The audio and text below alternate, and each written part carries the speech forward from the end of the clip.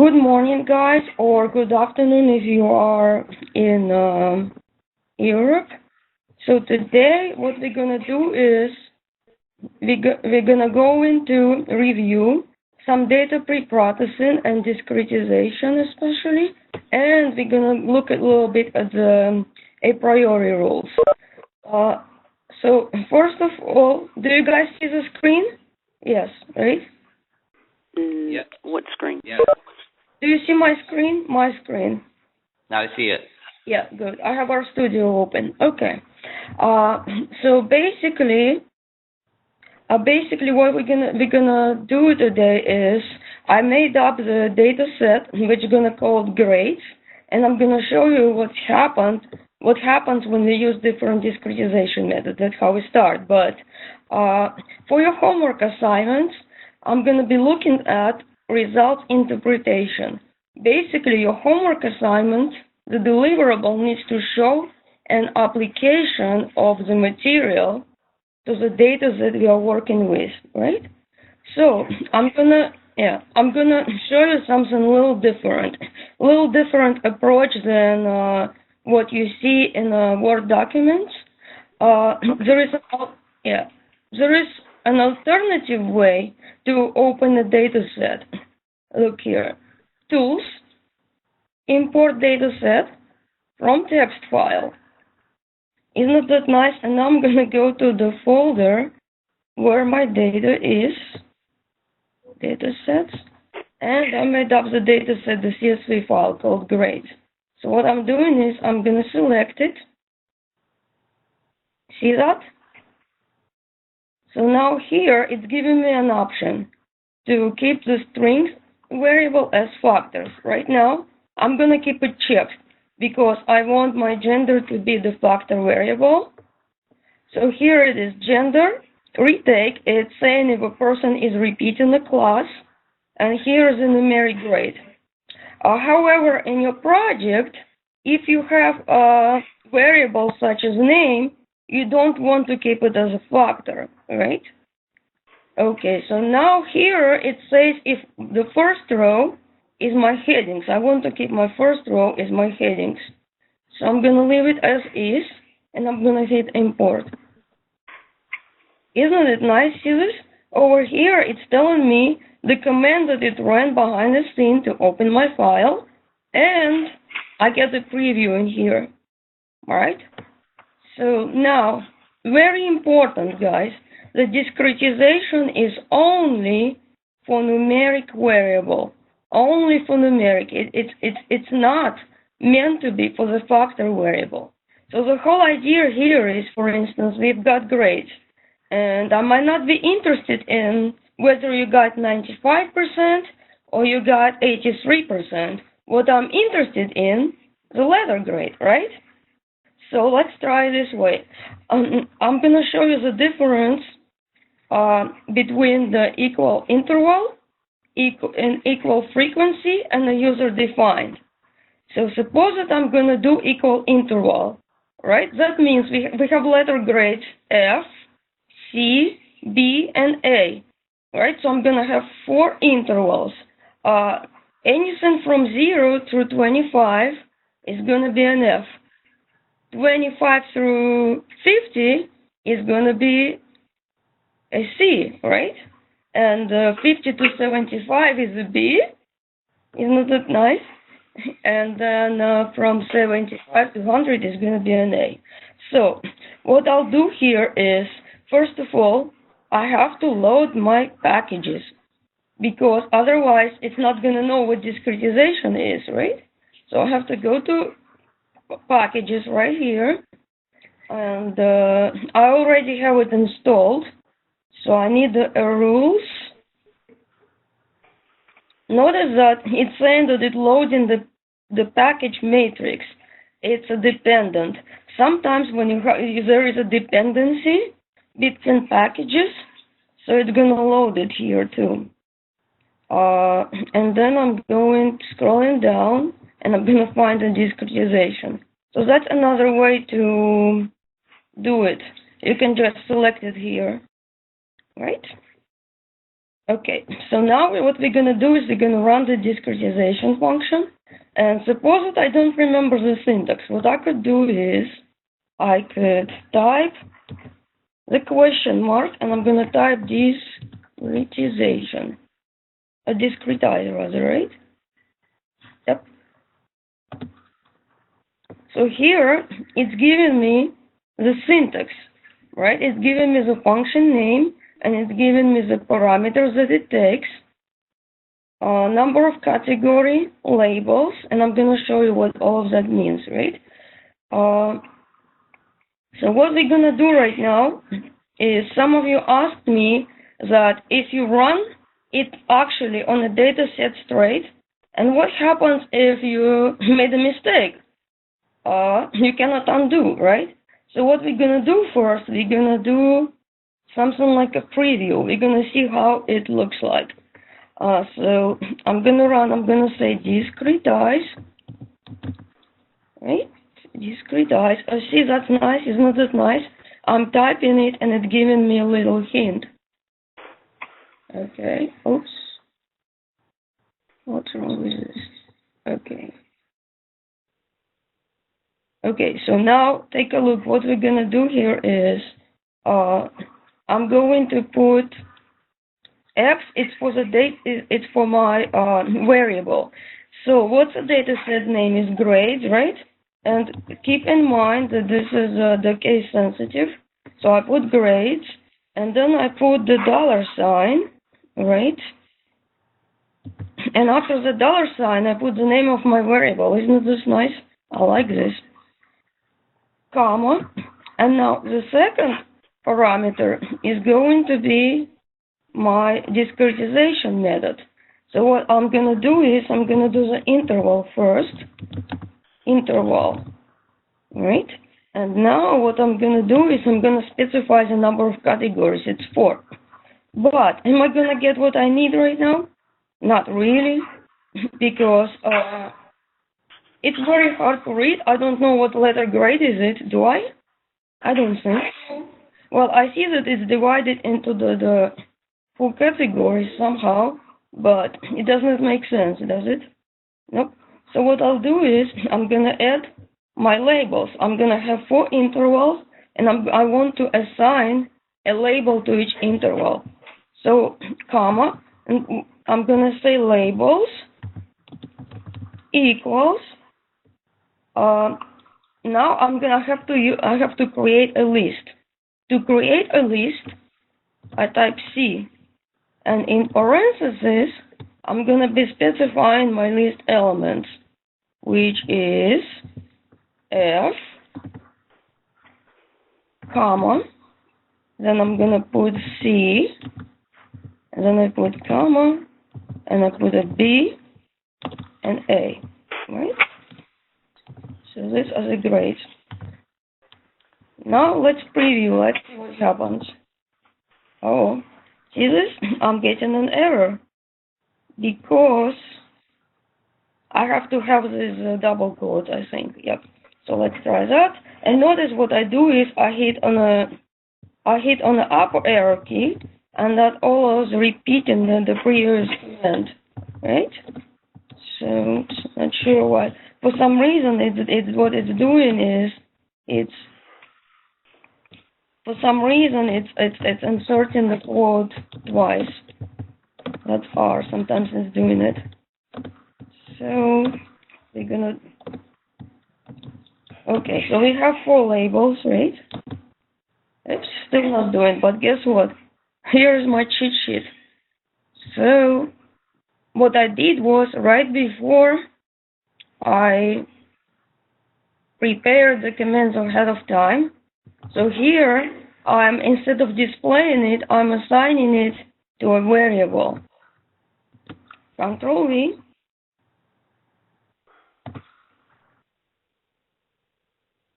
Okay. Oh, I see. It was an extra space. Okay. So here it is. I created another variable, and I set it equal to the discretized grades, and I'm doing it interval method, and I'm doing it 4-letter grades. Label is F, C, P, A. Okay. So now what I'm going to do is, let's see what interval grade is. So I can either type the print command, or I can use this interval grades. There we go. So does it make sense right now? Yes, it does. So see, this 57.14 is an F, 95.05 is an A. Here is my B, but what's interesting here is sometimes you get in a B where you should have gotten a C. Oh, here it is, grade number, right here. See, this is a B, but there should be a C. So there is something wrong with it, isn't it? Well, let's check frequency. But do you think frequency is going to be fair? Suppose that the whole class gets an A. So what's going to happen with the frequency? I'm going to assign, perhaps, I have 29 people, right? So 29 divided by 4, right? So what I'm going to do is perhaps the first, just approximately, perhaps 8 or 9 people with a higher score got an A. Next, 8 people with a higher score get a B, and so on.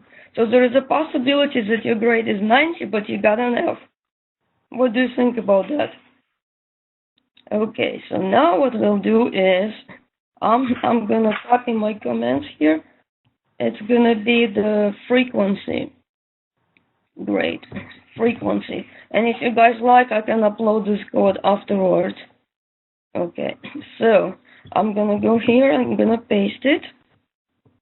Okay, so basically what frequency does is it's gonna split into the intervals where each interval would have approximately the same number of observations. So I'll do this, I hit the enter key. Now, if I want to preview it, a very important thing to keep in mind is what variable, hello? Does anyone have a question? No? Okay, so see this over here? Here, this window, it lists all my variables that I have in the session. This variable grade is a data frame because it contains several attributes, gender, retake, and grade. This is just a variable. So here is a factor variable with 4 levels. So level means the possible value. And the way it's represented here, 1 means that the observation has an F, because that's a first valid value. Next observation has an A, because that's a fourth valid value, right? See, this 4 is an A. 1, 2, 3, 4. That's how you guys read this. So we've got interval grades and we've got the frequency grades. We can preview them right here, or we can just do we can just type this guy right here, Control C, Control V. Here we go. So do you guys see any differences? See this?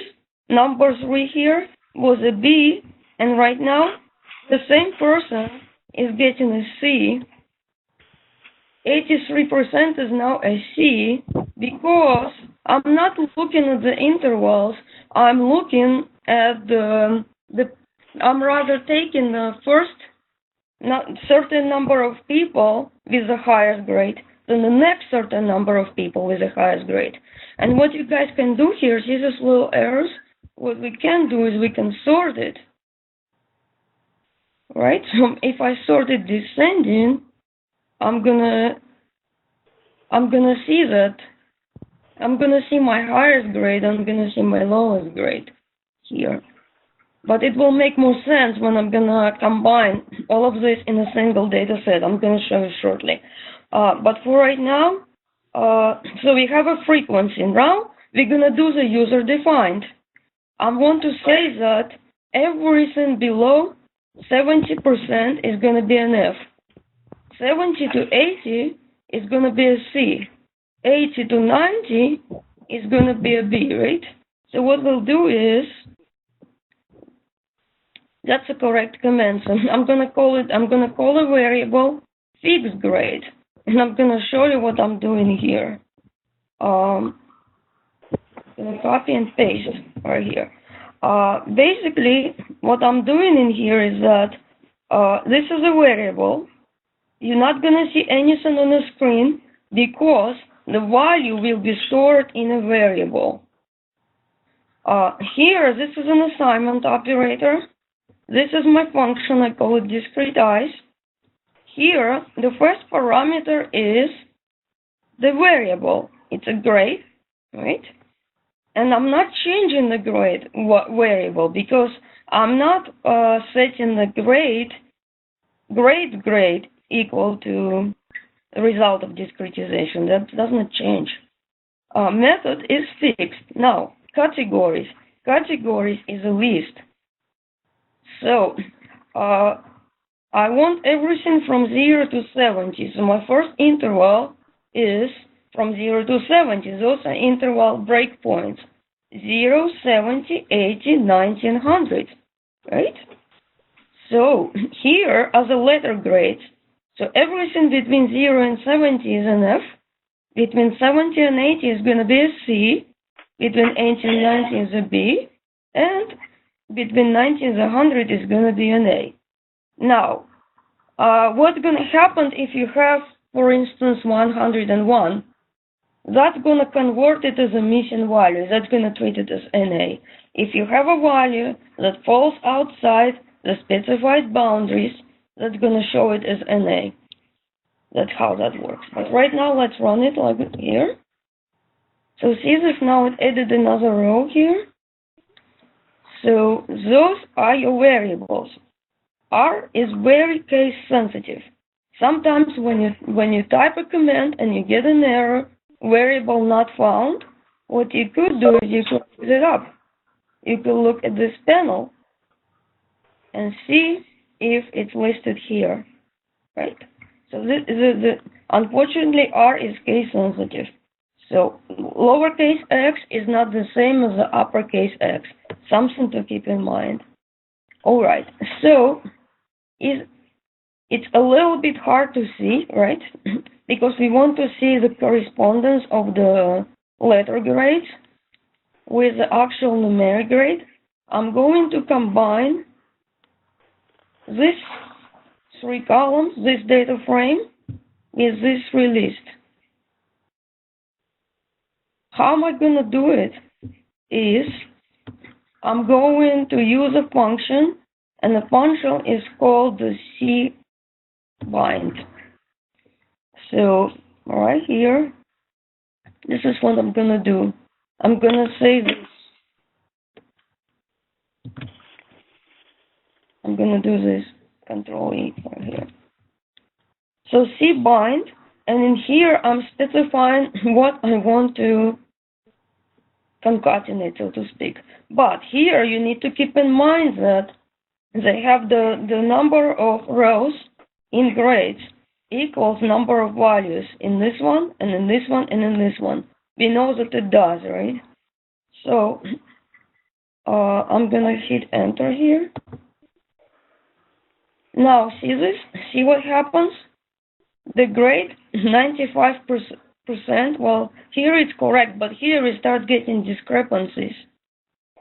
Why? Because here I'm looking at the frequencies. Maybe too many people got B. So basically it works like a curve. 83% becomes a C. Do you guys see the difference? Because here I'm looking at the number of people. I'm not looking at specific point ranges. So what I could also do is I can sort it, right? So it's much easier for you guys to see that. So does it make sense? I want to make sure that this part makes sense right now. Anyone, let me know if you have questions on the discretization. Are we looking at the percentage, you say? What that? The percentage? Yeah. The one we are looking. Is it the percentage, for instance, we say the first, the line that I see first right now is 36.25 something. Yes. It's a percent or a value for each student. That's right. the percent. Right. It's a percentage grade. And what I'm doing here is I'm converting the percentage grade to the letter grade, right? Because when instructor posts the grade to the MyUMUC system, they don't post percentage grade, they put a letter grade, right? Okay. Yes, yes. But in general, you want to go with a fixed grade. So 90% to 100 is going to be an A and so on. But here I'm showing you what's happening if I'm looking at the frequency. Sometimes it works to your advantage, sometimes it's not. If too many people got an A, with a 90%, you may end up with a B. 91% is a B because too many people got an A here. Yeah. Nice. And another thing that I asked you to do in the last assignment, and a lot of people missed it, the filter. Basically, summary command is not a filter. Summary command just shows the statistics for the attributes. It's not a filter. What the filter does is it does something to change the values, it does something to add rows, or it does something to remove columns. So now what we will do, we're going to remove some columns to run the association rules. Let's see if there is an association between the fixed grade and if a person is retaking a class and a person's gender. How about that? Do you think there's any association? We don't know. So what we're going to do is, let's find out. So what I'll do is, I'm not going to change the grade data frame. I'm going to create a new variable.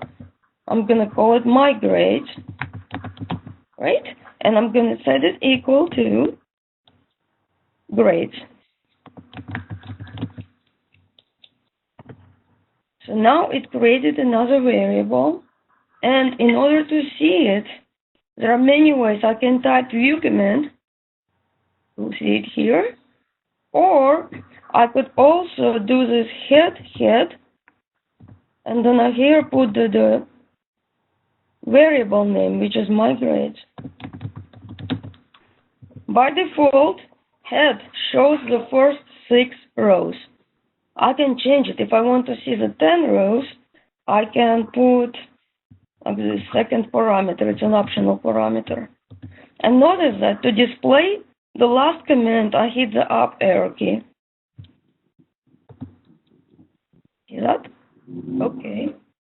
So right now, what I'm going to do is I want to run the association rules, but I don't need all of the variables. I'm going to remove the frequency grade.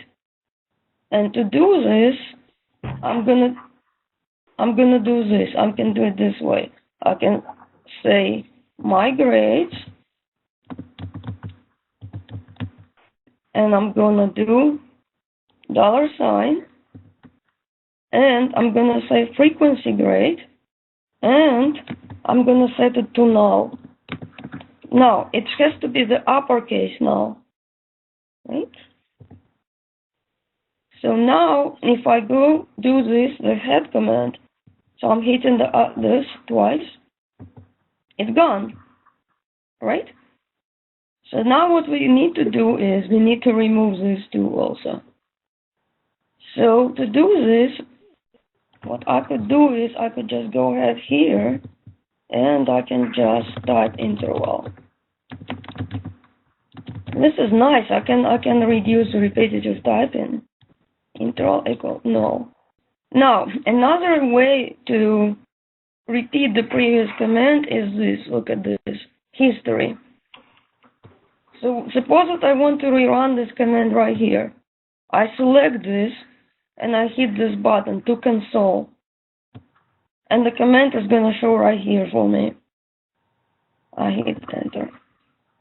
So now I'm going to remove the grade and we're going to be ready for running the association rules. Okay, there we go. Now, let's see what we have. Oops. What did I do wrong?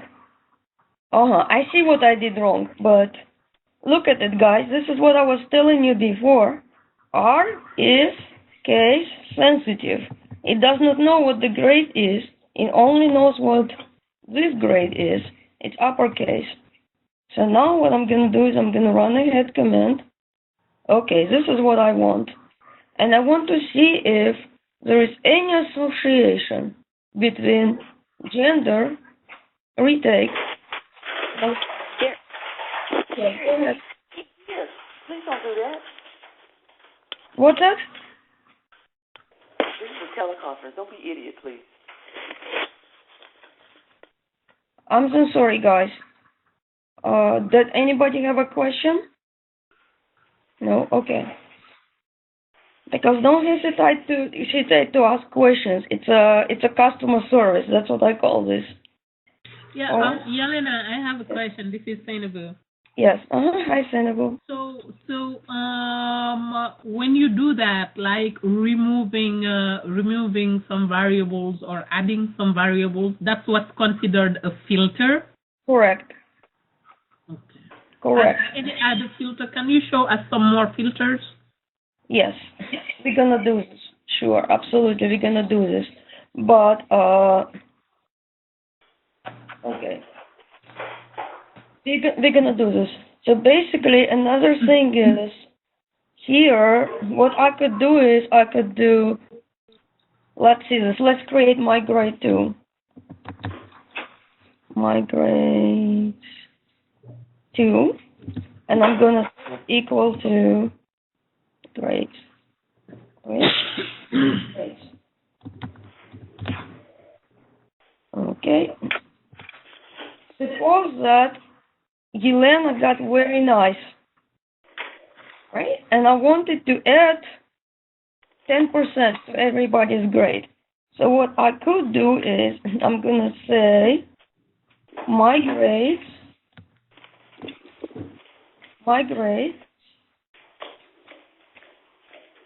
and I'm gonna say percent, and I'm gonna say this grade, and I'm gonna say this, oops, and I'm gonna do this. Let's try this. Is it gonna work? Control C, Control V. Let's see what it did.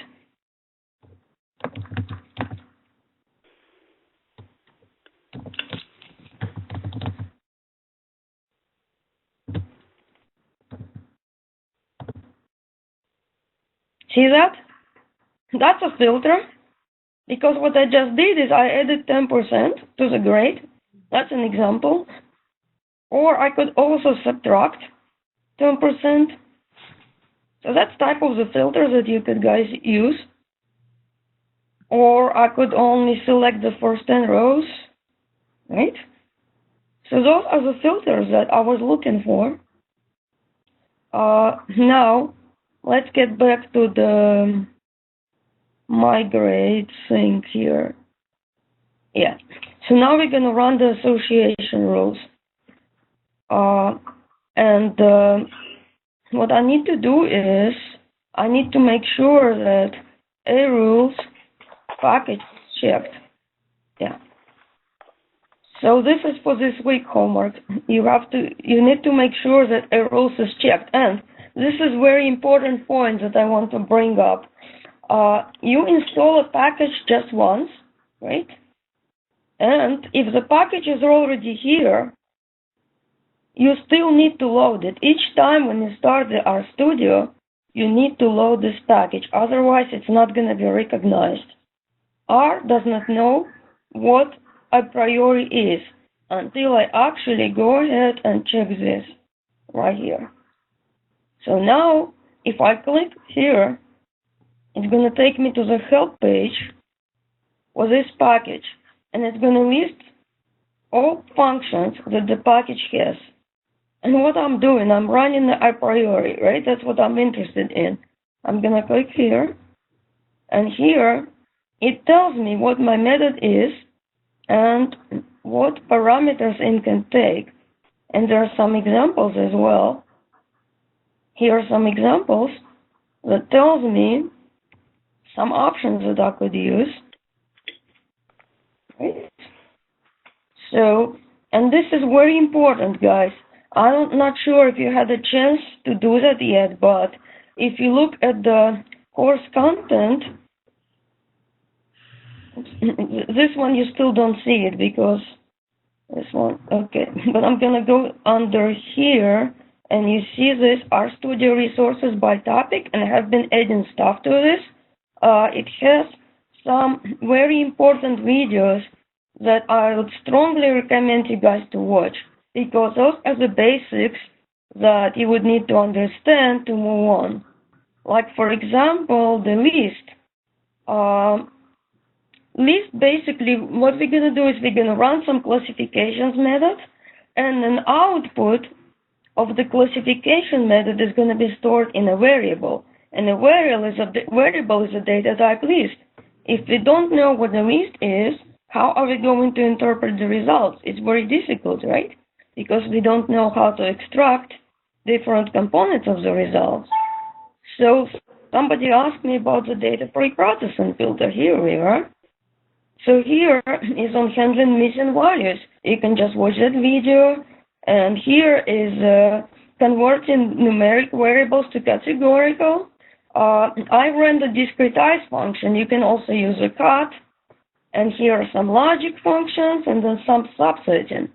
So here you have some good examples. Data subset, logic statement, converting numeric into categorical. And sometimes discretization is not going to do it. For example, suppose that I have a variable gender that has two values, 0 for female, 1 for male.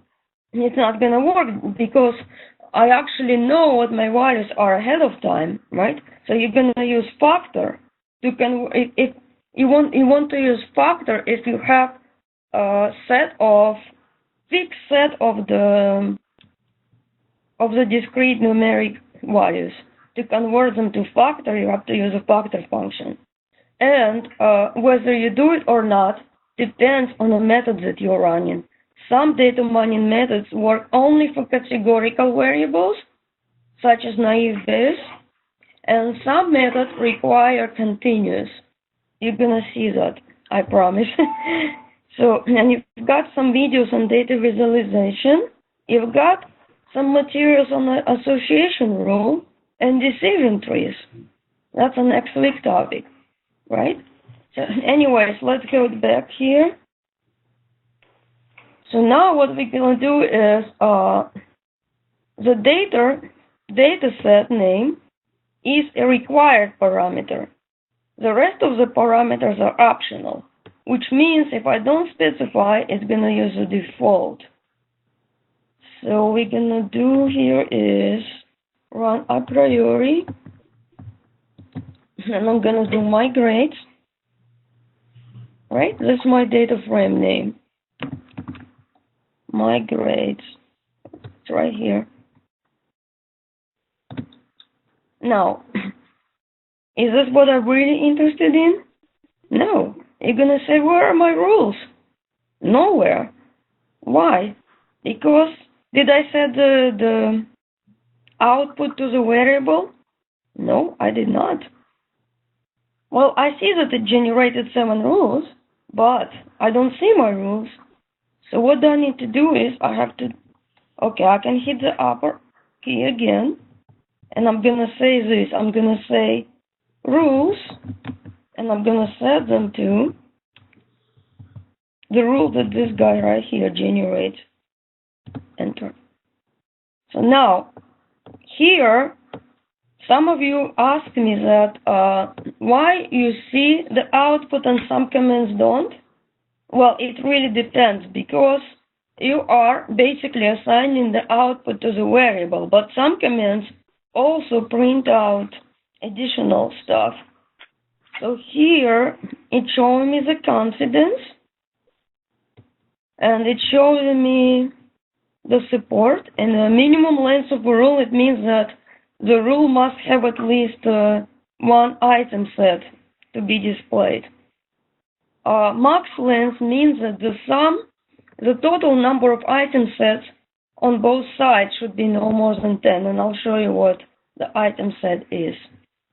Now we're going to do is we're going to preview the rules. I just type rules. Oops, it did not show me what I want. It just showed me it has 7 rules. Because what I need to do is I have to use inspect command. Alright? Inspect. And now here I'm going to put the rules. There we go. So here are my rules. So what this rule is saying is that, okay, I have the grade. My grade is an F. If my grade is an F, I might not be retaking the class, more likely.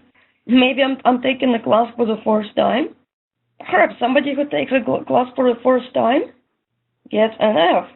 Well, we know that it's not true, but we're looking at the support of the rules, right? So we're looking at for what percentage of instances this is true. That's what we're interested in here. And basically, here, the confidence and support actually pick the most frequent rules. They want to find the rules which are the case for, so to speak, big portion of the cases. Yeah. Basically, minimum support means I'm going to eliminate the rules that cover less than 10% of data, right? So basically,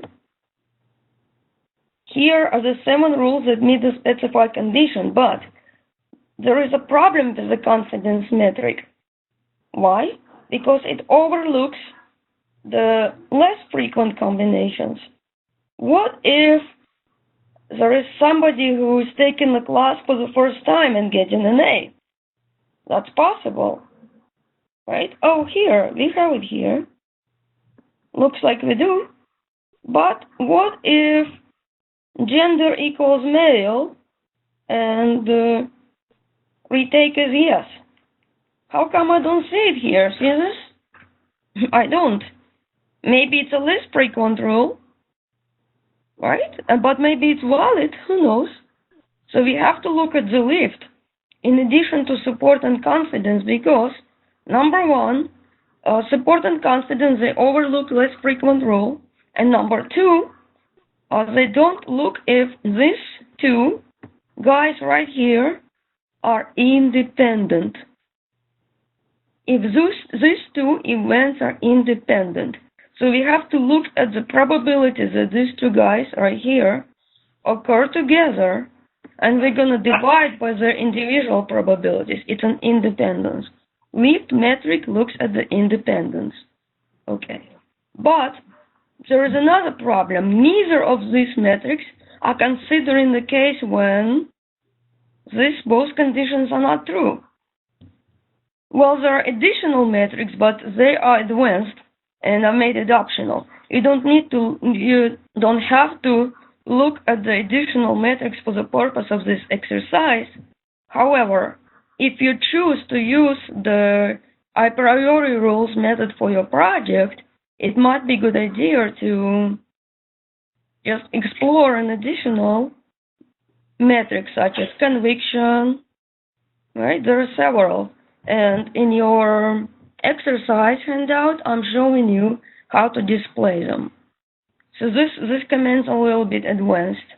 So this is optional. But if it's optional, it does not mean don't do it. It means that do it at your leisure. Let's say it this way. Right? So what I'm also doing in there, in a assignment, I'm showing you how to look at the subset of rules. For example, I want to look at perhaps grade equals A only. And the good reason is that I want to see which condition tells me that it's possible that a person got an A. And this becomes very important because we're going to look at the decision trees next time. And behind the scene, the decision trees are rules as well, because you're traversing from the top of the tree all the way down. So that's what you're going to see that next week. So basically what I'm also showing you, I'm showing you how to visualize the rules. There are many different visualization approaches. So here, and I'm going to back to my commands that I wrote here. So here what we could also do is we can change the confidence, because by default it's saying that the confidence should be above 0.8. I can go ahead and I can change that. So that would follow. Oops, what is this? Return. Okay, so what I'm gonna do this is right here, and I'm gonna say inspect, and I'm gonna say rules 1. Rules 1. Alright, so that's my variable, and I have to use inspect command. Now I see more rules because I have the confidence less than. So basically, confidence, it's looking for the percentage of rules for which this side is true. And here, it's a percentage where both these two guys here are true.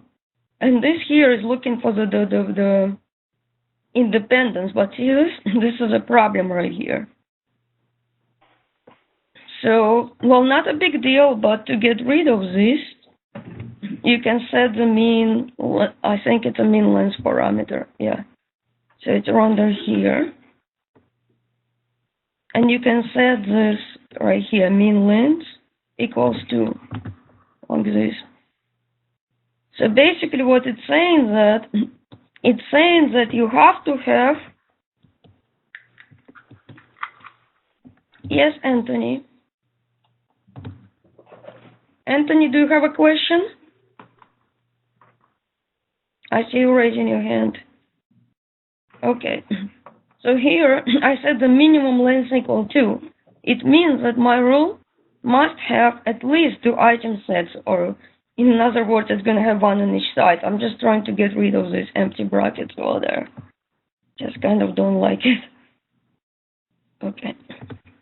It did it. Right? So we need to consider more than one metric. This is very important. Right. So now what we'll do is I'm showing you guys how to sort the rules.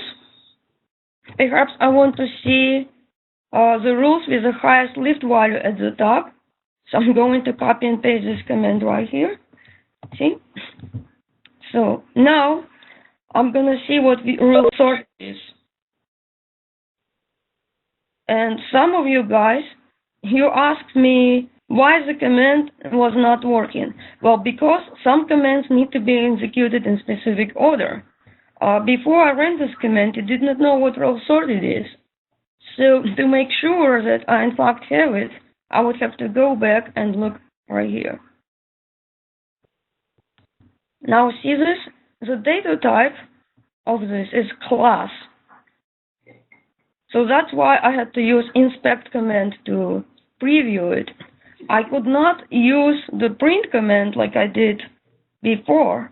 Print command or just type in the variable name. I cannot do this because it's a different data type. See this? It's a class data type. Here was the factor data types. So you have class data type, you have factor, you've got data frame, you've got the integer, and numeric. So now what we're going to do is we're going to see what sorted rules are. We're going to have to do inspect, inspect, and here we're going to enter the variable name, which is what? Rules sorted. There we go. So now the rule with the highest lift value is on top. But do you see what's happening? Do you see what's happening? Sometimes the highest lift value is a lower support value. See this?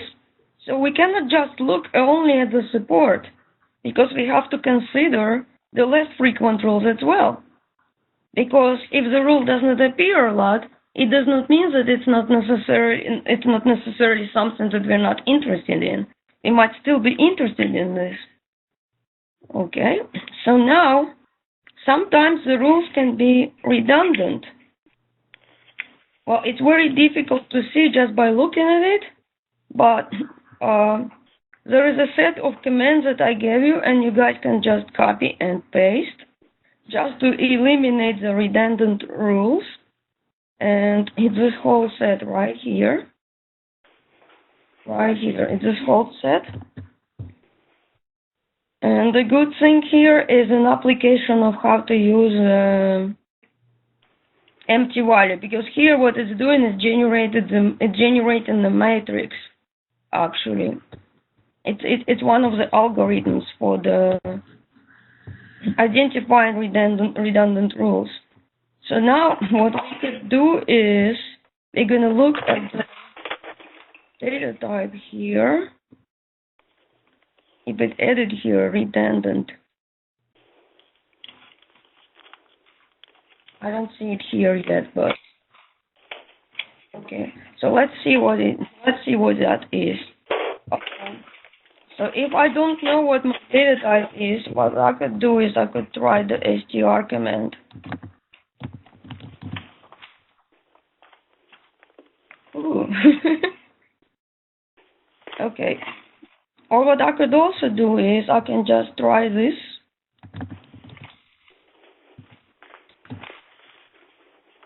There we go, but I don't like the output. It doesn't look that nice, but well, alright. So what I'm gonna do right now, I'm going to remove the redundant rules from my set of rules. So this is saying basically that's a redundant item set rather, because sometimes this item set could be part of another item set. So what I'm gonna do here is, this is a command here. So this is the filter. This is secretly behind the scene, it's a filter, because I'm saying here, if my rule is not one of the rules on this list, if it's not one of this list, then I keep it. So here, rules prompt is going to be a set of rules that do not contain any of these item sets right here. Right? We're gonna select the rules that don't contain any of these. So we're gonna keep it if this guy is not one of these, not part of this. So that's a filter, right? It is, because I'm reducing the number of values here. Alright. So now I'm gonna do inspect, and I'm gonna put rules dot print. There we go.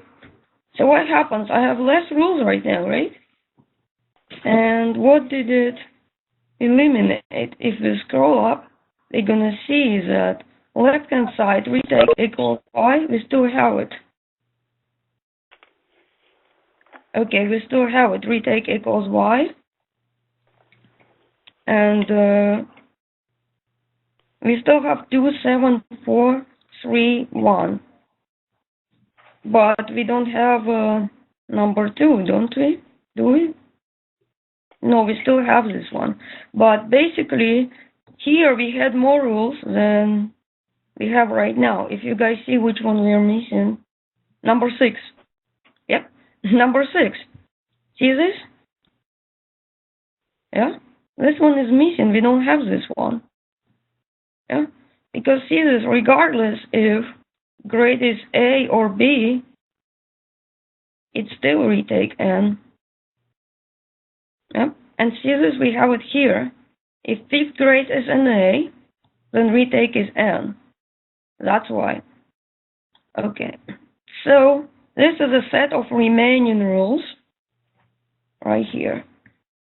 I call it prune, but you can call any way you would like to call it, but make sure that the variable names match, because it's not going to know what it is. Okay, and now we can visualize this. So we can do just plot, and there are different methods to plot. Right, there are different methods, good. Oops, it does not like it. I'll have to look why. Oh, because I see why it does not like it. I'm going to show you why. Because I did not load my package, right? I have a package installed, but RStudio does not know that I have it. Why it does not know that I have it? Because it's not in the memory. So, and this is an error. Some messages that you get are just the comments. It tells you what's going on. Some messages are errors. If you get an error, it means the command did not run. Some messages that you get are warnings. A warning means that something wrong, something happened, it did not like something, but the command still ran. Sometimes if you get a warning when you're building a plot, it means the command ran. Maybe it skipped a couple points. It's not a big deal sometimes, right? Do you know it ran? And one example was when you run discretization, when you chose k-means method, because k-means method, it does not like the missing values at all. So it's gonna throw, that's gonna throw an error. That's an error, it's not gonna run. But if you have a missing values and you're using a frequency or interval, it's still gonna run, but you're gonna get a warning. You're gonna get a warning, but the method is still gonna run. And for the missing values, it's gonna skip them. It's just gonna keep them as missing values. But the reason you get a warning because the function is calling some other functions behind the scene. So something inside may have failed, but the method keeps on running and the warning is displayed at the end. So there is a big difference between errors, warning, and message. But anytime if you're not sure what it is and if you need help, promise me that you're going to use your Ask Elena lifeline. How does that sound? You can use it as many times as you need. You're going to go to the conference and you're going to post questions. And I've seen some excellent questions, and they help other class members, they help your classmates. And if you guys see the question and you already figure it out, if you have an answer, you're more than welcome to respond to your classmates. It's a great idea to have a discussion related to questions for the exercises, because the purpose of these exercises is to learn and to apply the concepts. So you're more than welcome to respond to your classmates' posts. All right, so I will respond as well. Well, sometimes there is more than one way to do certain filter. So if you ran an alternative filter to come up with solution, something alternative to what I did, go ahead, respond it. That's a plus. It helps your classmates, and you're helping each other as well. You're helping yourself as well, right? So here, it did not know what a plot is because I never told it to use a package. That's a package for a rules visualization. It loaded. Here, I know I see something in red, but it's just a message. It's just showing me that it's calling these two packages because there is a dependency. Some functions in this package depend on some functions in here to run. So now it's going to know, hopefully, what my plot function is. And now, one thing to keep in mind is this plot function appears in more than one packages, But how do I force it? How do I force it to make sure that it's calling the function from this package? And the way to do it is use a require command, and then I put the package name. That's another way to load the package. But here you need to be a little bit careful, because if you have a function that appears in more than one package, right? Here you need to be a little bit careful, because what if I don't want to use the plot function from this package? So be careful with this one. Okay, so now what I could also do is I could go in here and I can see the options that I have. And I'm showing you in a handout different ways to visualize the rules. And this is very interesting when the color of the circle shows it represents the lift values, and the circle size could represent the confidence. So, and by the way, guys, if you look at those exercise instructions, the graphics that you see are done in R. And some of them that you will see, I use the advanced functions that are available. There is a web page, GitHub, and some developers wrote their own packages that you guys can, anytime if you want to try something advanced, you can download. There are a lot of packages coming out each day. And something else, this is very important. I wanted to tell you guys that you need to once in a while make sure that you get the latest version of the package. So what you're going to do here is you're going to go here and you're going to do updates.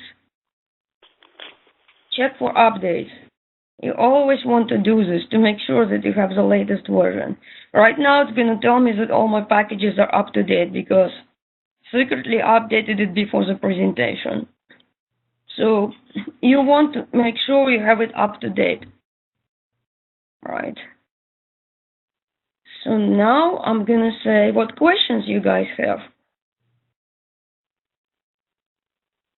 It has been actually very helpful so far.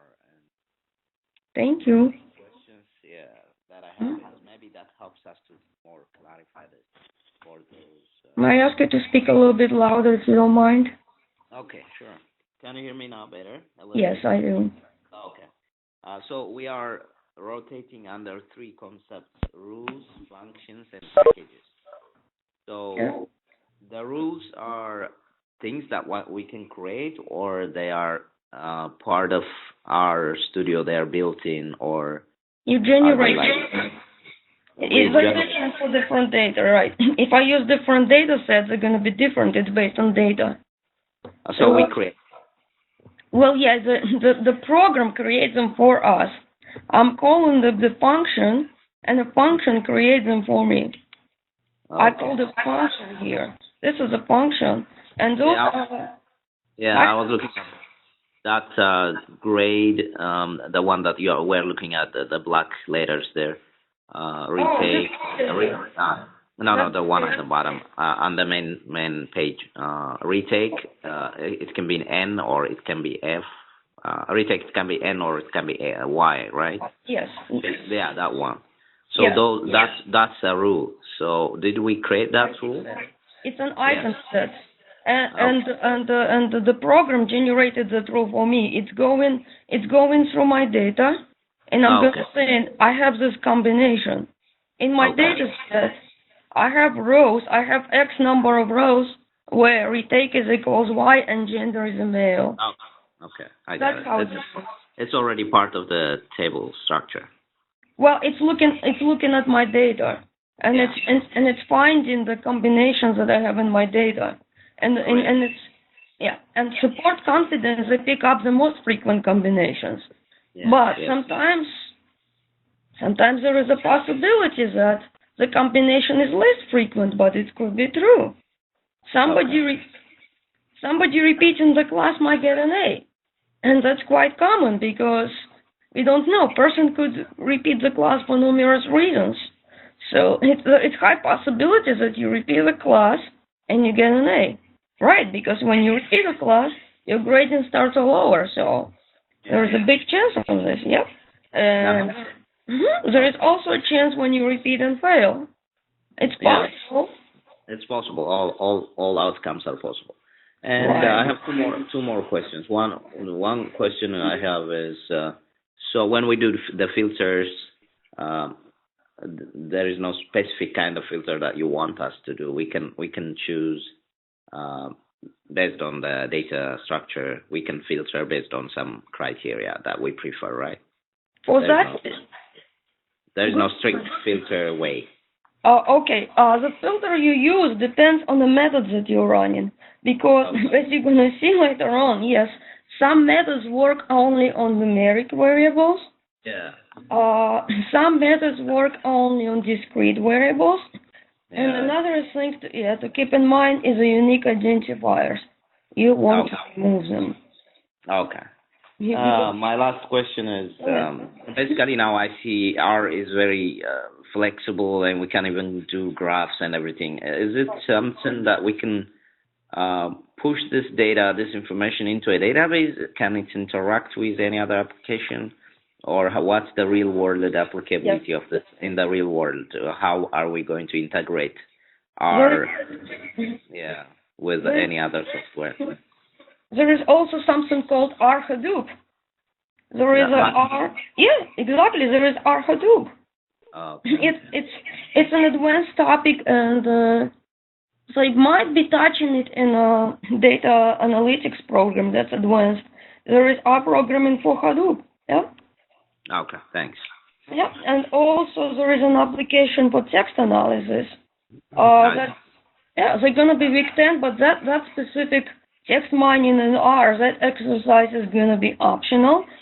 But basically, what you're gonna do is you're gonna have a set of files, and each file is gonna have the description of the course from the UMUC catalog, and you're gonna be analyzing the text to see what the courses have in common and which topics it covered. Yep. So you can build the word cloud.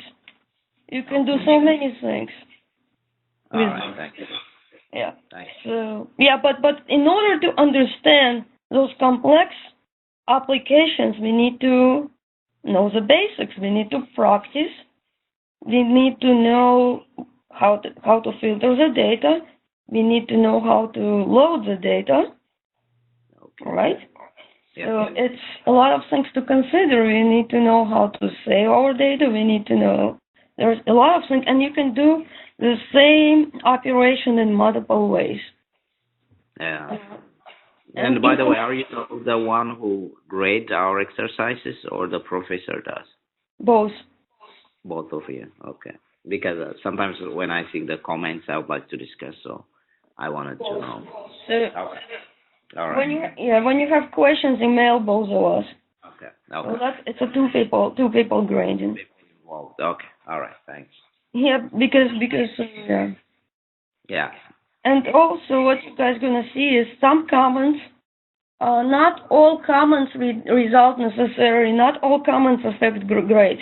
Some comments are just for you guys to help you, perhaps if you want to get deeper in the details.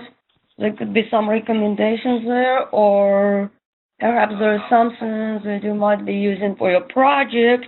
So that I'm gonna say, hey, you might be interested in this. Or, for example, somebody asked in a summary, in a last answer to the last question, somebody asked if it's possible to display the percentages on the chart. So in comments, I can just go ahead and find an example and just put it in. So not everything in the comments necessarily result in a points deduction, that you call it. Yeah, some comments are to help you, and the purpose of the feedback is to help you move forward, because each next assignment requires feedback from current assignment. It builds up. Yeah. All right. Thank you. You're welcome. I like questions. Questions are good. So guys, I want to hear more questions. I have a question. This Sure. is Tanya. As far as the project that we're working on, is it the ones that you put, are we to choose from the samples that you put there under the content? Yeah, well, the thing is, what I put under the content, secretly, I tested those data sets, and I cleaned them up. The reason I did it is because sometimes it's very sad, I feel sad, when I see a student spending hours struggling to load the data in a program. This is very sad when it's, so make sure that you're able to do this. Don't wait until the end, and I wanted to make sure that you have a data that can load, that it doesn't have anything that throws R. You know what I mean, right? Right. So what I'm saying is the data that you place there, for loading, that's the data set. And so we're supposed to go out and query more information to add to our project, correct? You use that data, and what you'll do is you're going to need to run 2 data mining methods. And we're going to cover it. We're going to cover more. And in the content for next week, you're going to see, I call it a cheat sheet. And what it does, it summarizes what each method does, and it gives you lots of options. The week 4 is still not visible. It's still in a draft mode. You still don't see it because it's still not completely ready, but you're going to see this reference card right here that it's loading, but it's going to show you what different methods are, and it's going to show you the brief summary how to run them and what they do. Yes, so there is more than one implementation of decision tree method. There is more than one implementation of the clustering method. So basically, this will help you determine which method you want to use for your project. And you've got the regression, that's going to be week 7, the regression methods. Then you've got a neural network, that's going to be week 4. So this is very interesting, right? So sometimes you're not sure which one to choose, so this might help you. And what else you want to do is you want to read the dataset description. Sometimes the dataset description has hints, right? And another thing is that the dataset that I put out there, they have related studies in the library. And also, it does not matter if more than one person uses the same dataset. It does not matter because the papers that you have are still going to be different. The paper is going to be still different because you see things differently than your classmates, right?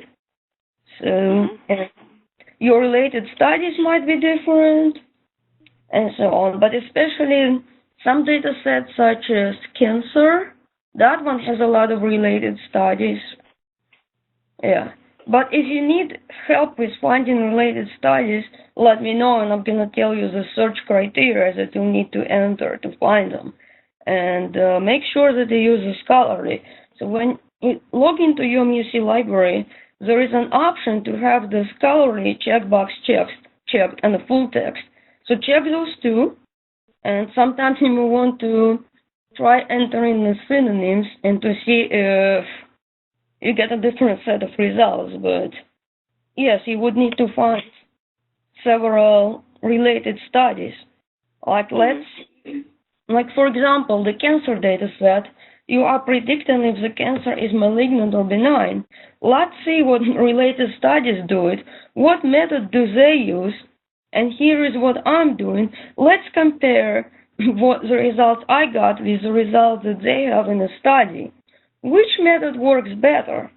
But it's okay. It's possible that the method in related study works better. That was my case when I took the class before. The method in related studies seemed to work better than the methods that I use, but that's good because it adds value to the paper. So it's yeah. Yelena, Senebu again. But instead of comparing, can we, for instance, just go for descriptive, meaning taking a data set and then running the filters, working with it? That's first part.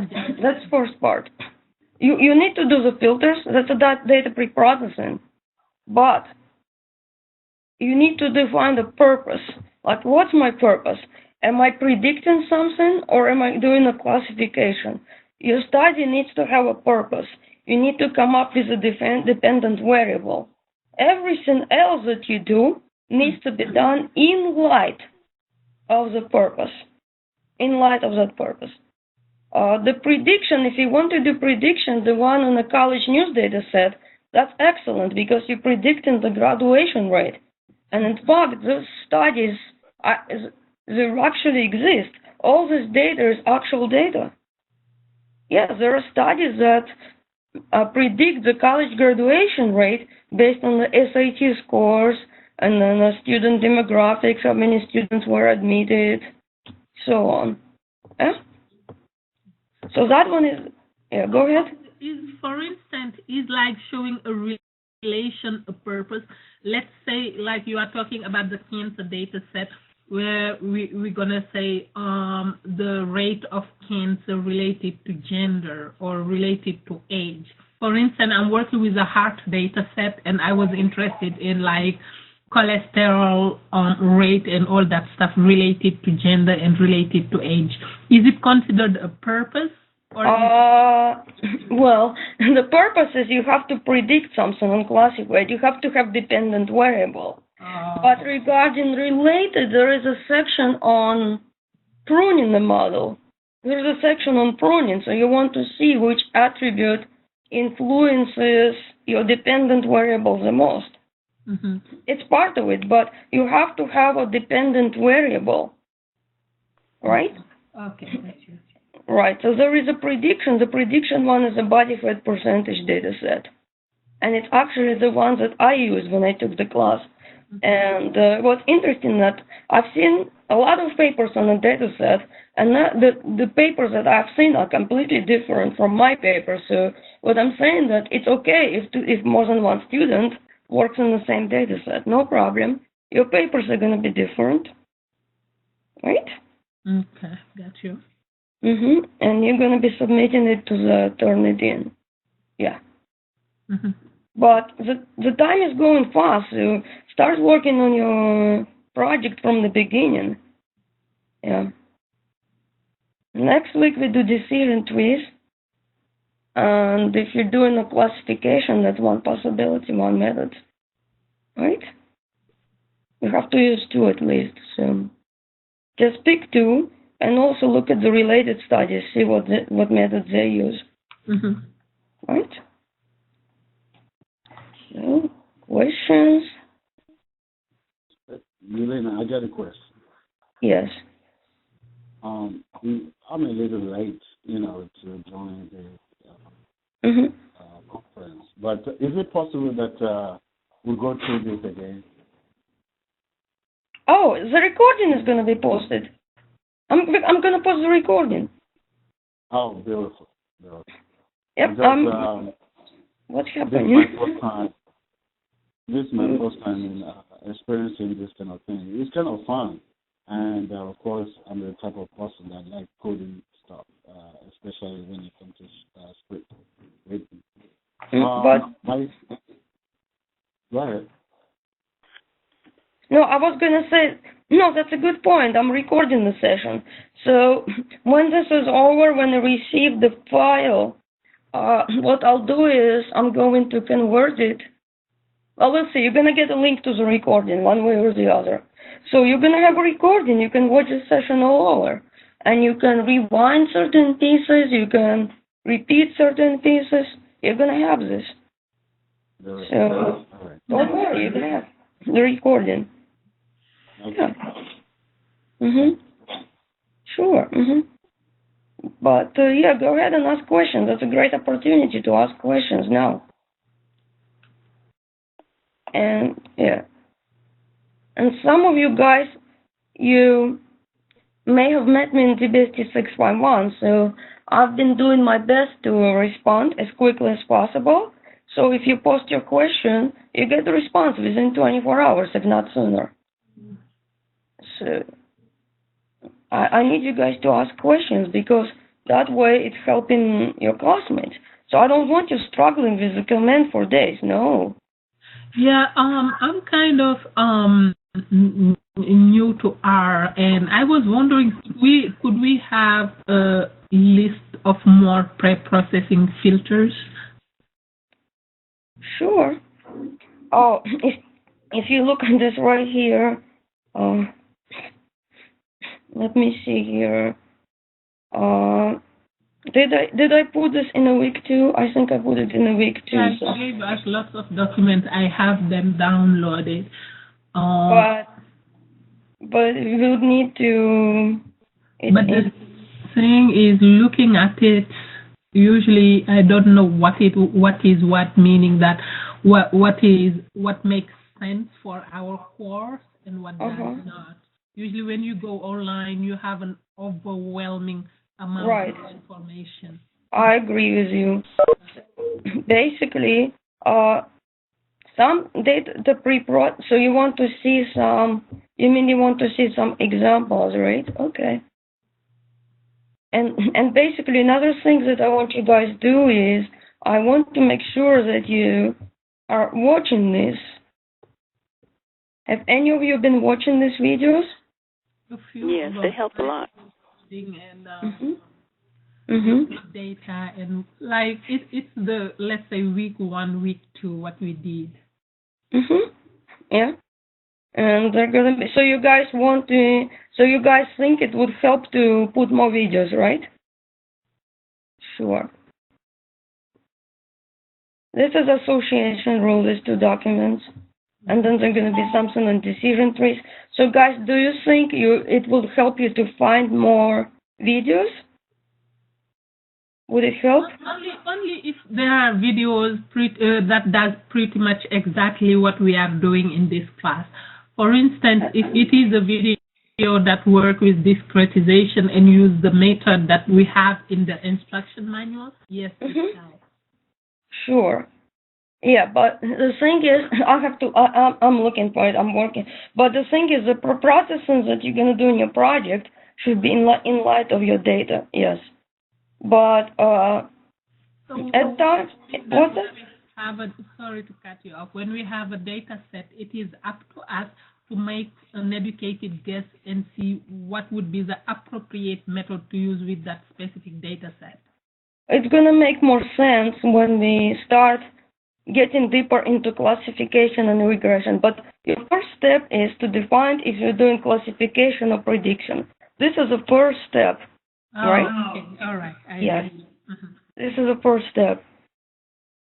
But after that, you're going to know. But it might be helpful to read the notes that go with the data set. It's going to give you some ideas. But of course, if you have questions, I'm going to help you. I'm there to assist. Definitely. Yeah. So I'm going to see what I can do about adding more of this. And which filters do you guys want to see? Let's see if I have this still open. Yep. I don't know if everything is like me, but I didn't even know what was the difference between the filter and I don't know. You saw the comment. You wrote the comment on my thing. I thought that all those comments pretty much are filter like these. Summary. So basically, the filter, what it does is it can remove the column, it can remove the row, it can replace the missing data, it can take a subset. So what I did in here, I did, do you remember what I did? I added 10% to each grade. Yep, that's a filter because we are altering the data.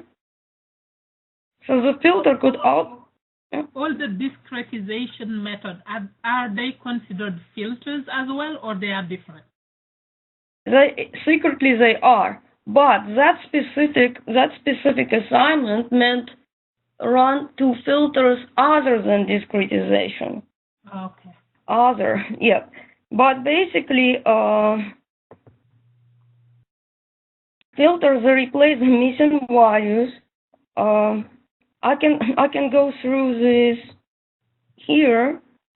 See this? If you look at it, scroll down, it shows you I think one of the headings shows that, oh, this is exploring data. So this command just tells you what the data are. This is going to be very useful command when you start running the data mining methods and storing the results in a variable, because this is going to show you sort of like the output properties. You'll see that. Okay, dim command, it just shows the dimensions. This is not a filter because it does not change the data. Oh, okay. So a filter is supposed to change the data.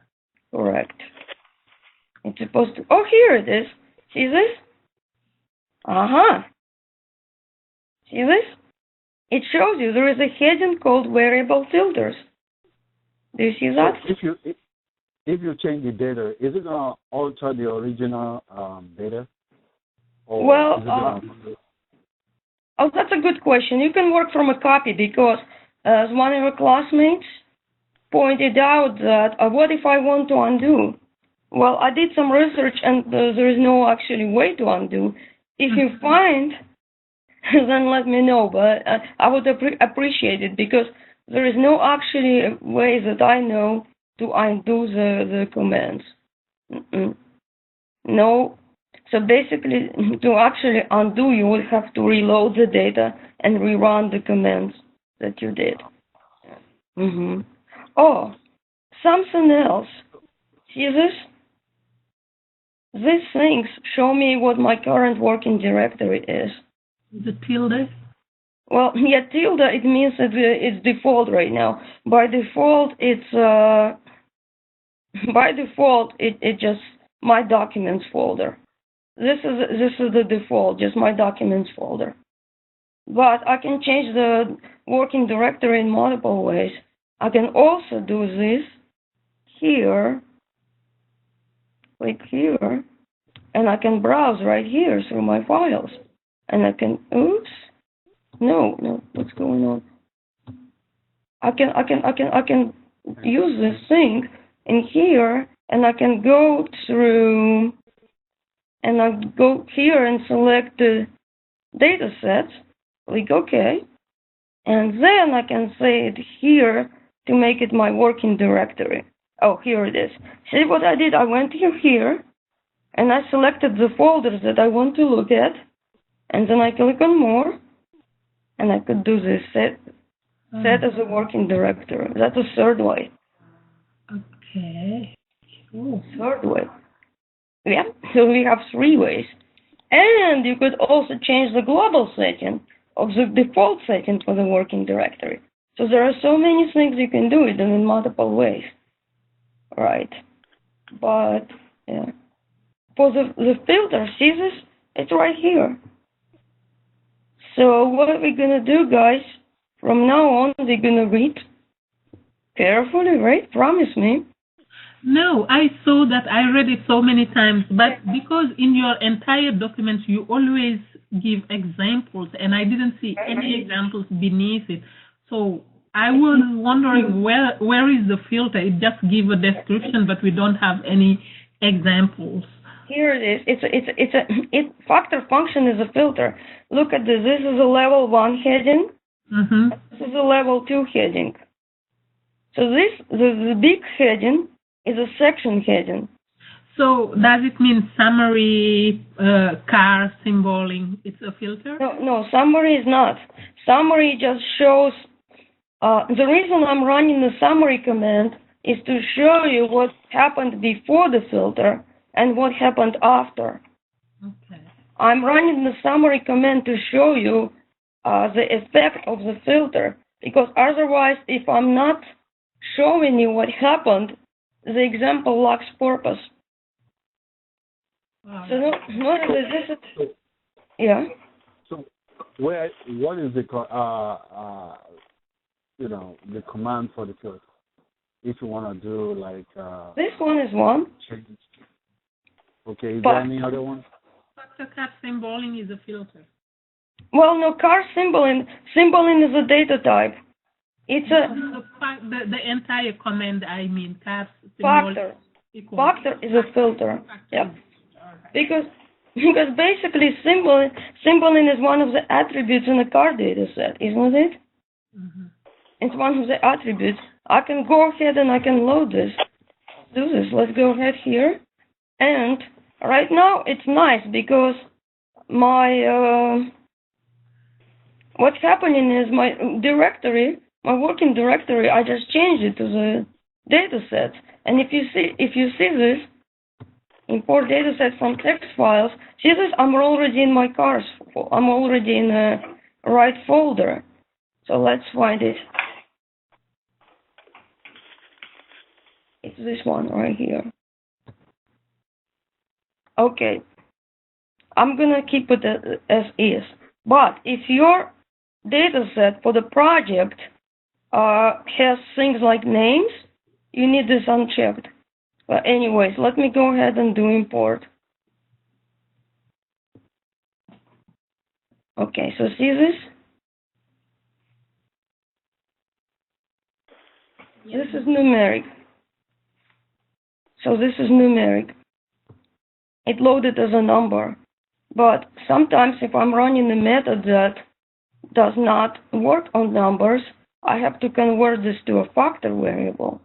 And what I'm doing is I'm showing you the effect. So if I'm doing this right now, if I do the summary, and if I do the cars, and if I put this right here, symboling, let's scroll, here it is. So the summary commands show me that right now this variable is a numeric, right? Mm-hmm. So what I could do is I could change it. But here I'm working on a regional data set. It's a little bit dangerous because I can override it, and if I'm wrong, I'll have to re-import the data set. And now one thing I forgot to tell you, this is very important, very important. When you're running a filter, you're not changing the data on your disk. You're changing the data in memory. The data set that you're loading is in memory. It's not on a disk. This is in memory. Right? So now we're going to do this car symboling, and we're going to set this to factor. And here I'm going to put cars, and I'm going to do the symbol in SY. See this? It found it. It's a good sign. I ran it. Now, Sandoval, I'm looking at your question here, remembering it. You asked me why I don't see anything on the screen. Well, because there's nothing to see. It just changed the value. It just changed the value. It's the same thing as if I do 2 plus 4. I'm going to see 6. But if I say x equals 2 plus 4, 2 plus 4, it doesn't show me anything. What I need to do is I need to print x. I can do is print x, or I can do x, the same. But anyways, here I run the factor function. Yeah, this is a filter. Why? Because if I do right now, if I do this, so now I'm using the upper arrow. See this? I'm using upper arrow to get back to the summary command. It's a factor, because what it does here, it's showing me that I have my values are -2, -1, 0, 1, 2, 3. And here, results of the factor. Well, here it's telling me how many car records have this symbol in value. That's what it does. Okay. It's a frequency count. Yeah. That's what it is. It's a frequency count. Instead of this statistics, I'm getting different statistics. So that's how I know that my filter works. So the idea is, let's run a filter, and then let's validate that the filter ran and worked as it should. Right? That's what I'm doing here. But anytime you're not sure, you need to ask. Because if nobody is asking, then how am I going to know that people have questions? And see this here? there is a main heading called variable filter, and those are the subheadings. So here it's showing you how to use a factor filter. Discretization is a type of filter, and basically unsupervised discretization, it's not looking at the class variable. It's going to make more sense when we do classification. And here are the different types. You can use the discretization function, or you can use cut. Those are in different the packages. I'm going to scroll down. Cut function is also a filter. And deleting a variable, that's a filter. And going down, row filters. See this? Row filters. Row ranges. Oops, I'm not sure why it's okay. I'll see why it's not. Okay, so now here, removing rows with missing values. Oh, I see what's going on. It's because it was open. I should have reopened the file. But anyway, here I'm taking a subset of rows. Yeah. Oh, what's happening? Oh, complete cases. What this one does is it kind of like returns if the row has a missing values, and I'm removing the rows that have at least one missing values. So when complete cases returns true, it means that the row doesn't have a missing value. So in other words, what this will do is it will filter the rows that have missing values. So that's a filter, isn't it? Yeah. So if your data set had a missing value, that was one option. Oops. Okay. So here I can remove the rows that have a symbol in value equals to. That's a filter. And this is very important. What you do is suppose that you run a bunch of filters, and tomorrow you want to work on a data set that you filtered, so you have to save it into the file. This will set the data as it is in the memory, right? This is what you have here is in the memory. It will save the data from the memory buffer to the file. Here, the concept of the working directory is very important. Why? Because by default, it's going to save the file into the working directory. So if I were to save this file, right now, it's going to save it to the working directory, which is data set right here. All right.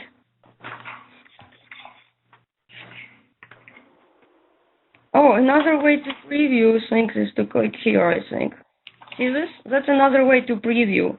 You can type the view command, or you can click on this thing right here. There is more than one way to do the same task. All right. And you can also I'm not going to do this, but this is going to delete. It's going to remove everything from memory that you have. So there is a lot of options. There is more than one way to do things. And if you notice how many packages is there, do we know everything? No. But how do we find out? We're going to just click and read the documentation. And we can type the question mark. It tells you what the function is. Like, for instance, I don't know what cut function is. And I type this. Oops. And it gives me the information. But if it does not find it, then you can type double question mark. It's going to search it further. You're going to search online different possibilities. So, but a lot of developers have been writing their own functions. So there are lots of them.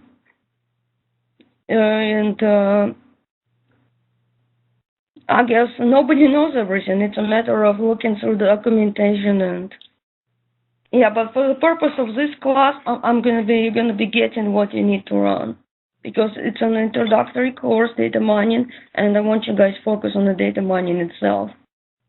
So, but whenever you're not sure about something, ask, right? And also, I've been showing you guys how. Yeah, go ahead. Go ahead. So you're going to be giving us the template of what to follow every week, right? Yes. Mhm. Like, Because okay. yeah.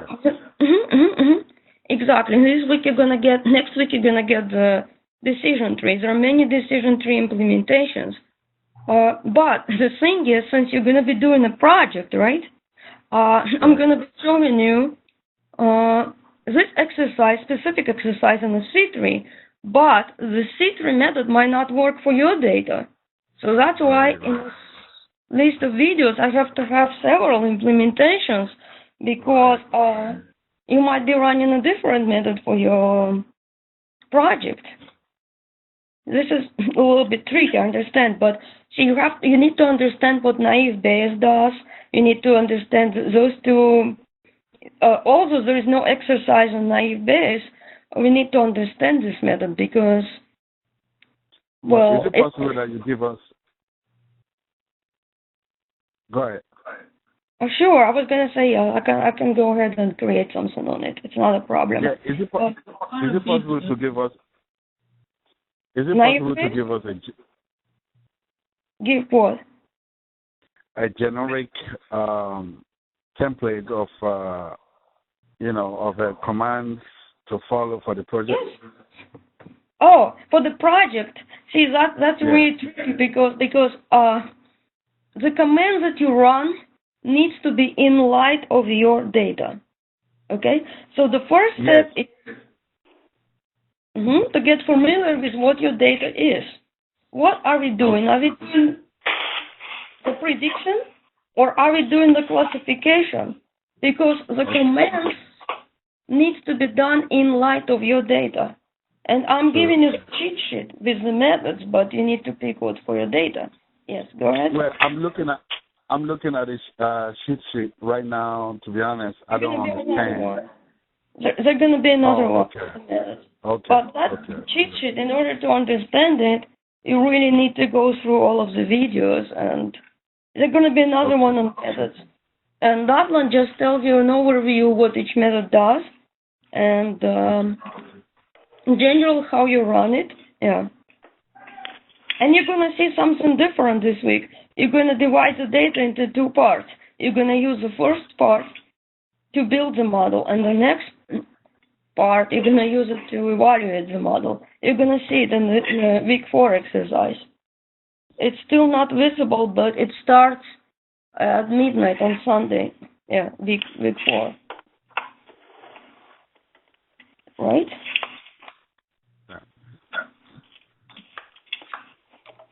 So,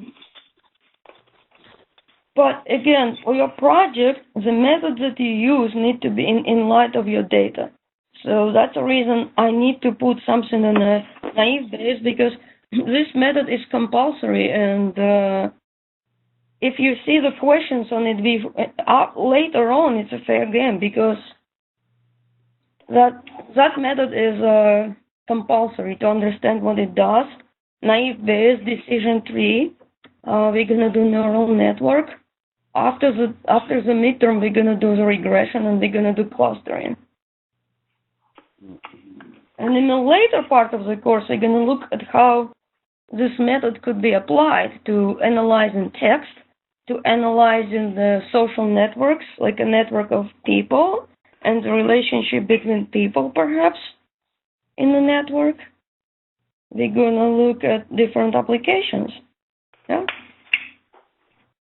So my other question is that when, all those questions that you ask us, like if we put in the commands, and then we run, the command and we get the answers. Now, how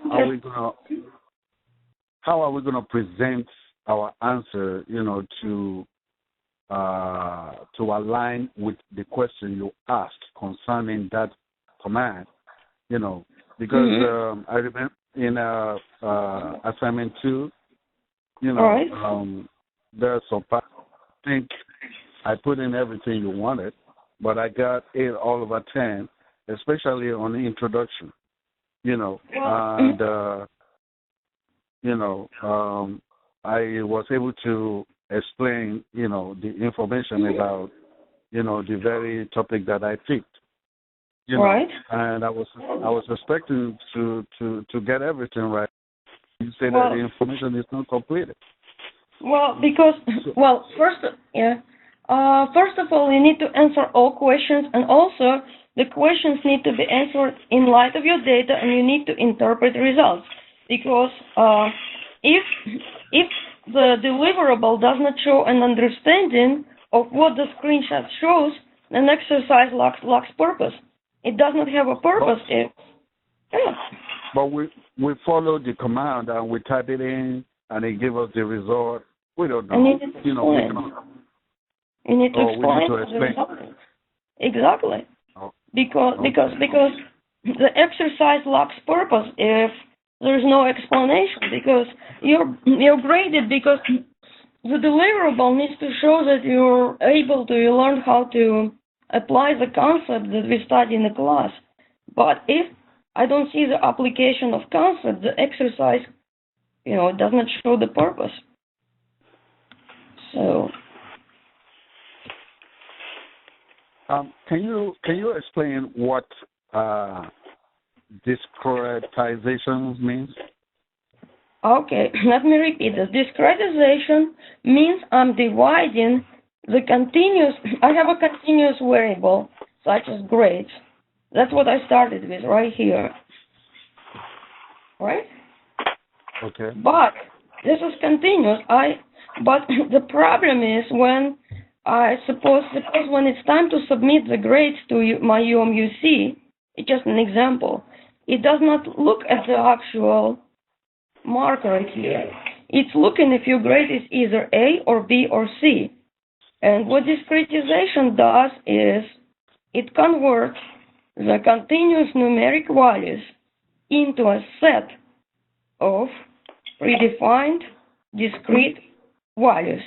And you're gonna have the recording and you'll be able to watch the demo that I did. And I used different discretization methods. It gave me different results. So fixed grade, if I say it as anything above 90 is going to be an A, between 80 and 90 is going to be a B.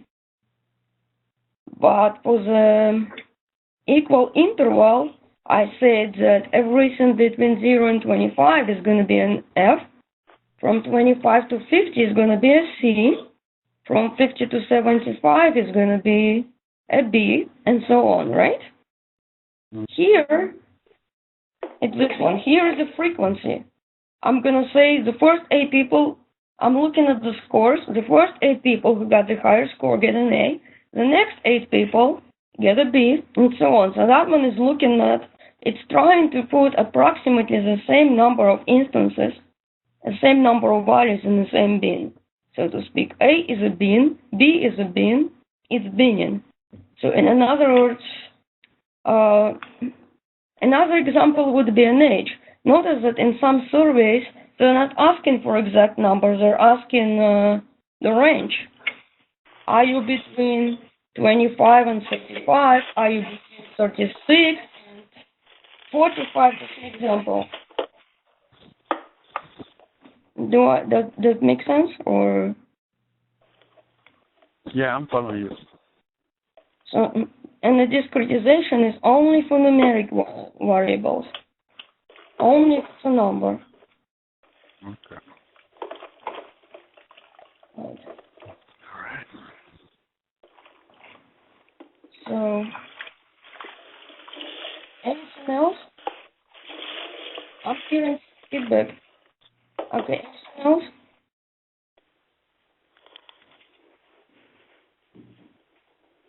If you don't have a question, then I have a question. What are you guys gonna do when you have questions? Next week, you're gonna have exercise on the classification. What you gonna do if you have questions? Go to Cyber Cafe and type the question.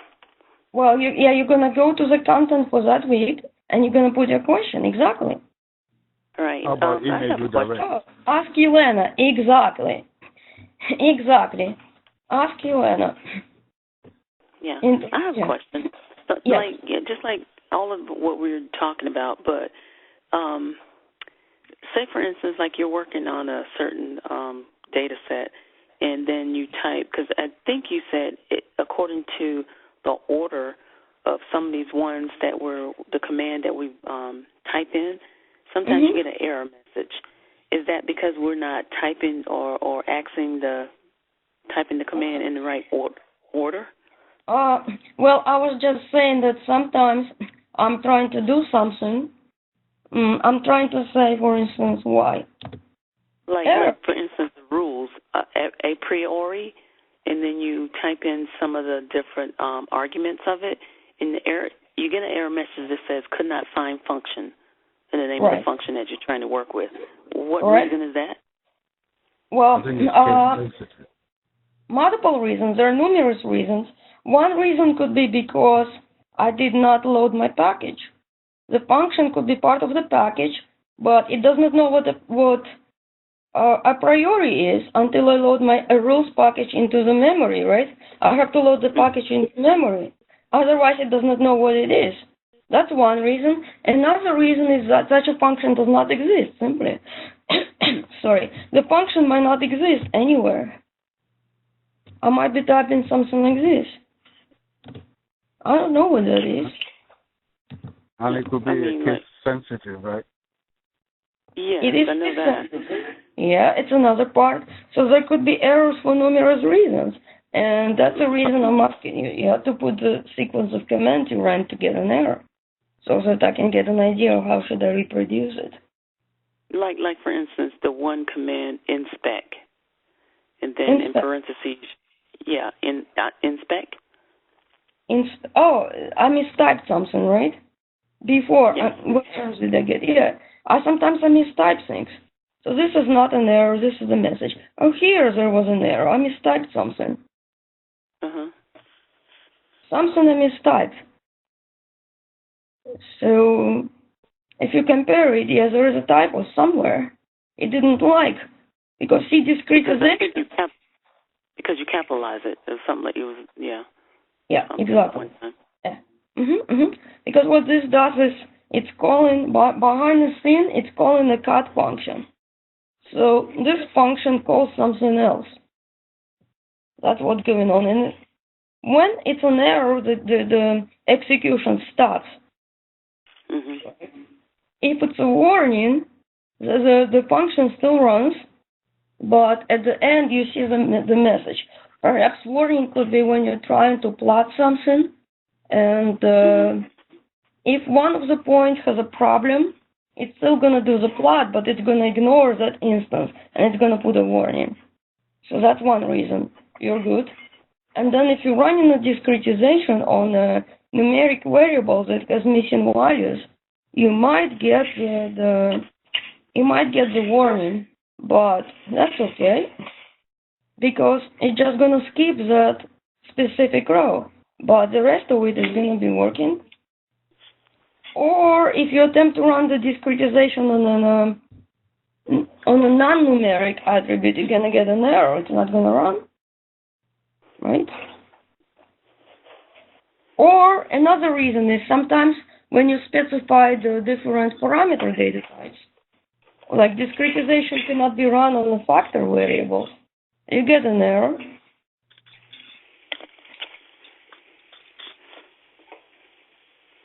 Did it help? Okay. Well, because see, the thing is, errors happen for numerous reasons, and that's why you got me to that. But sometimes it's kind of hard to try to figure out what the error is, though. I guess you have to practice and play with it that much more. So basically, one thing that you could do is you check, like if it says variable not found, the first thing that I would do is I'm going to look at this here, the environment tab, and I'm going to see if the variable exists. That's my first thing to look at. And if it's not found in the function, it's part of a certain package. I can do a search, or it did not find what foo is, right? I can do this, And if it still does not find it, see, there's no documentation. I can type this. And it's looking, it's searching the whole thing, and here it's going to give me something that has similar spelling. It gives me a list. Yeah, it's giving me a list. Okay. Yeah.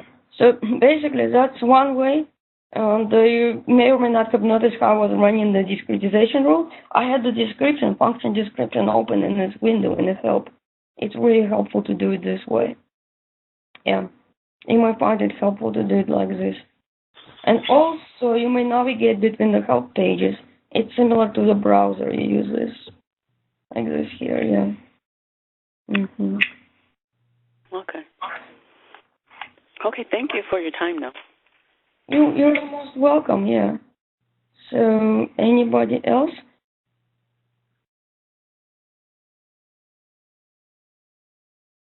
Going once? Going twice? Yeah, go ahead. I'm good.